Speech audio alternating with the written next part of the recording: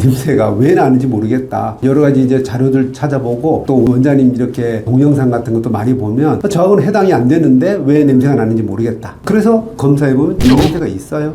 입냄새가 왜 나나요? 원장님 저는요, 원장님 항상 이야기하시는 위장에 문제도 없어요. 내시경에도 문제가 없고요. 저 소화 잘 됩니다. 그리고 저 스트레스 없거든요. 마음 편안해요. 그리고 면역 기능 저 좋아요. 컨디션 좋고요. 저 피로 잘 몰라요. 그리고 저 입도 안 말라요. 그리고 저 비염도 없거든요. 그리고 목도 괜찮고 치과 가도 아무 문제가 없대요. 그리고 편도 이런 데 문제 없어요. 이비인후과 다 가봤는데 아무 문제가 없대요. 근데 왜 냄새가 나는 거예요? 제가 뭐 술을 좋아하는 것도 아니고 제가 입냄새 날 이유가 없어요. 그런데 왜 냄새가 나는지 너무 답답해요. 이런 분들도 계세요. 그래서 검사해보면 입냄새가 있어요. 우리가 검사를 여러 가지를 하는데 그 중에 이제 자율신경 검사도 하고 또 뇌파 검사도 하고 뭐 이런 것들을 해요. 본인은 스트레스가 없다고 해요. 스트레스가 없고 면역 기능도 좋다고 하지요. 그런데 제가 이제 진맥을 해보면 맥은 감출 수가 없거든요. 진맥을 해보면 그렇지 않은 경우가 많아요. 내가 알고 있는 나의 상태, 컨디션, 나의 상태가 상황이 실제 내가 인지하는 것하고 나의 실제하고 조금 다를 수가 있어요.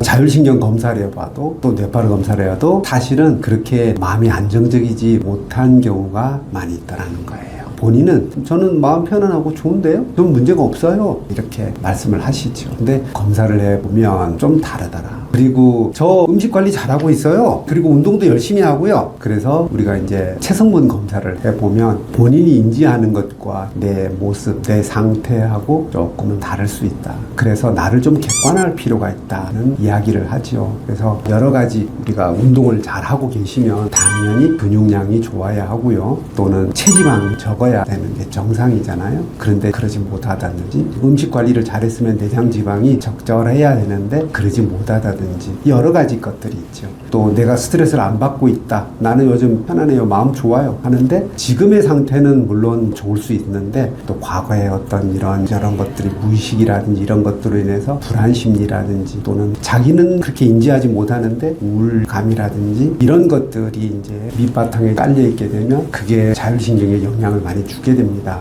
자율신경은 꼭 뭐 심리적인 영향뿐만이 아닙니다. 여러 가지로 호르몬이라든지 또는 여러 가지 원인들이 관여해요. 그래서 나를 좀 객관화할 필요가 있다. 객관화해야 내가 이러이러한 것들 때문에 입냄새가 나구나. 또 그러면 어떻게 치료를 해야겠구나. 또 그러면 관리는 내가 어떻게 해야겠구나 하는 것들을 알 수가 있어요. 그래서 혼자서 이렇게 답답해하지 마시고 입냄새와 관련된 검사를 꼭 받아보시고 거기에 따라서 치료 또 관리 이런 것들을 하시기를 당부드립니다.